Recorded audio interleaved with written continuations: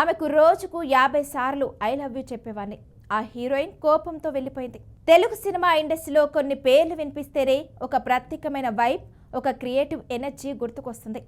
అలాంటి వ్యక్తిలో జేడి చక్రవర్తి ఒకరు. ఆయన కేవలం నటుడు మాత్రమే కాదు, స్క్రీన్ రైటర్, డైరెక్టర్, మ్యూజిషియన్, ఇలా బహుముఖ ప్రతిభతో సినిమా ప్రపంచంలో తనదైన ముద్ర వేసిన అరుదైన వ్యక్తి. సాధారణంగా ఒక వ్యక్తి ఒక రంగంలోనే సక్సెస్ అవ్వడం కష్టం. కానీ జేడి చక్రవర్తి మాత్రం అన్ని దిశల్లో తన టాలెంట్ చూపించి ఇండస్ట్రీలో ప్రత్యేక గుర్తింపు తెచ్చుకున్నారు. నాగార్జున హీరోగా నటించిన లెజెండరీ సినిమా శివతో ఆయన సినీ ప్రయాణం ప్రారంభమైంది. ఆ సినిమాలో విలన్ పాత్రలో ఆయన చూపించిన ఇంటెన్సిటీ, స్క్రీన్ ప్రెజెన్స్ ప్రేక్షకులను షాక్ చేసింది. ఒక కొత్త నటుడిగా ఆయన చూపించిన ఆ ఎనర్జీ అప్పట్లోనే ఇండస్ట్రీలో చర్చనీయాంశంగా మారింది. సాధారణంగా విలన్ పాత్రలో కెరీర్ మొదలుపెట్టిన వాళ్ళు తర్వాత హీరోలుగా మారడం చాలా అరుదు. కానీ జేడి చక్రవర్తి మాత్రం ఆ ట్రాన్సిషన్ను సక్సెస్ఫుల్గా చేసి హీరోగా కూడా వరుస హిట్స్ అందుకున్నారు. గులాబీ, అనగనగా ఒకరోజు వంటి సినిమాలతో ఆయన ఒక కొత్త తరహా హీరోగా ప్రేక్షకుల ముందుకు వచ్చారు. మాస్ హీరో కాకుండా రియలిస్టిక్, ఇంటెన్స్, డిఫరెంట్ స్టోరీ సెలక్షన్స్తో ఆయన తనకంటూ ఒక ప్రత్యేకమైన ఇమేజ్ క్రియేట్ చేసుకున్నారు. ఇటీవల ఒక ఇంటర్వ్యూలో జేడి చక్రవర్తి తన వ్యక్తిగత జీవితం, సినీ ప్రయాణం, అలాగే ఇండస్ట్రీలోని పెద్ద పెద్ద వ్యక్తులతో తనకు జరిగిన అనుభవాలను కూడా చాలా ఓపెన్గా షేర్ చేసుకున్నారు. ఈ ఇంటర్వ్యూ ఇప్పుడు సోషల్ మీడియాలో వైరల్ అవుతుంది. ఎందుకంటే ఆయన చెప్పిన ప్రతి విషయం కూడా చాలా నిజాయితీగా, ఎమోషనల్గా, అలాగే కొంచెం ఫన్నీగా కూడా ఉంది. మొదటగా ఆయన రామ్ గోపాల్ వర్మ గురించి మాట్లాడారు. వర్మతో తన జర్నీ ఎప్పుడూ ప్రత్యేకమే అని చెప్పారు. వర్మ సినిమా అంటేనే ఒక ప్రయోగం, ఒక రిస్క్, ఒక క్రియేటివ్ పిచ్చి అని జేడి చెప్పుకొచ్చారు. వర్మతో పని చేసినప్పుడు ప్రతి సీన్లో కొత్తదనం ఉంటుందని, ఆయన ఆలోచనలు చాలా డిఫరెంట్గా ఉంటాయని వివరించారు.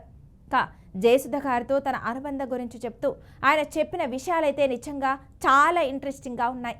ఒక సినిమా సెట్లో పని చేస్తూ ఉన్నప్పుడు ప్రతిరోజు జయసుధ గారిని ఆయన ఐ లవ్ యూ సుధా అని సరదాగా 50 సార్లు చెప్పేవారట.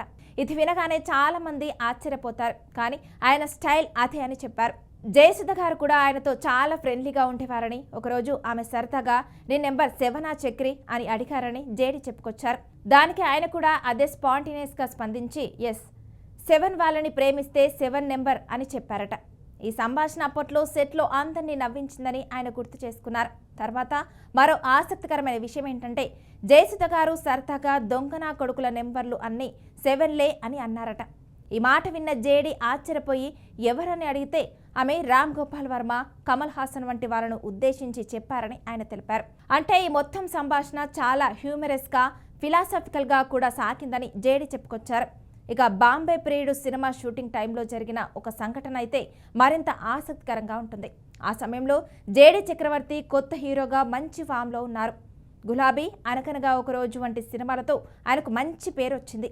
ఆ సినిమా షూటింగ్ సెట్కు వాణిశ్రీ గారు మొదటిసారి వచ్చినప్పుడు ఒక చిన్న ఇన్సిడెంట్ జరిగింది. దర్శకుడు కె రాఘవేంద్రరావు గారు ఆమెను జేడికి పరిచయం చేశారు.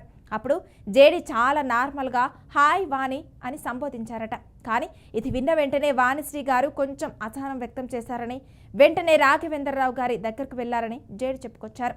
అప్పట్లో సీనియర్ ఆర్టిస్టులకు ఇచ్చే గౌరవం చాలా స్ట్రిక్ట్గా ఉండేదని ఆయన వివరించారు. రాఘవేంద్రరావు గారు జేడిని పక్కకు తీసుకొని కొంచెం మందలించారని, సీనియర్ ఆర్టిస్టులను అలా సంబోధించకూడదని చెప్పారని ఆయన గుర్తు చేశారు. ఆ సమయంలో జేడి చాలా సింపుల్గా స్పందిస్తూ తాను జిడ్డు కృష్ణమూర్తి పుస్తకాలు చదివి వాణిశ్రీ గారిని ఒక ఫిలాసఫర్ అనుకున్నానని చెప్పుకొచ్చారు. ఈ సమాధానం విన్న రాఘవేంద్రరావు కూడా కొంచెం షాక్ అయ్యారని జేడి అన్నారు. తర్వాత ఆయన సూచన మేరకు జేడి చక్రవర్తి వాణిశ్రీ గారికి క్షమాపణ చెప్పడానికి వెళ్లారు. అక్కడే అసలు ట్విస్ట్ జరిగింది. వాణిశ్రీ గారితో జేడి చక్రవర్తి దాదాపు 30 నిమిషాల పాటు మాట్లాడారట. ఆ సంభాషణలో ఆయన అన్ని బేసెంట్ quotations, philosophy lines, I thought the soul doesn't have a name వంటి డీప్ థింకింగ్ మాటలు మాట్లాడారట. ఈ మాటలు విన్న తర్వాత వాణిశ్రీ గారు చాలా ఇంప్రెస్ అయ్యారని, ఆ తర్వాత ఆయనపై ఉన్న అభిప్రాయం పూర్తిగా మారిపోయిందని జేడి చెప్పుకొచ్చారు. ఈ మొత్తం సంఘటన తర్వాత కె రాఘవేంద్రరావు గారు కూడా అసలు అక్కడ ఏం జరిగిందో నాకు ఇప్పటికీ మిస్టరీ అని చెప్పారని జేడి నవ్వుతూ గుర్తు చేసుకున్నారు. ఇది వినగానే అర్థమయ్యే విషయం ఏంటంటే జేడి చక్రవర్తి కేవలం నటుడు మాత్రమే కాదు, ఆయన ఒక ఫిలాసఫికల్ థింకర్, ఒక క్రియేటివ్ స్పీకర్, ఒక డిఫరెంట్ పర్సనాలిటీ. ఇండస్ట్రీలో చాలామంది నటులు ఉంటారు, కానీ జేడి లాంటి వాళ్ళు చాలా తక్కువ.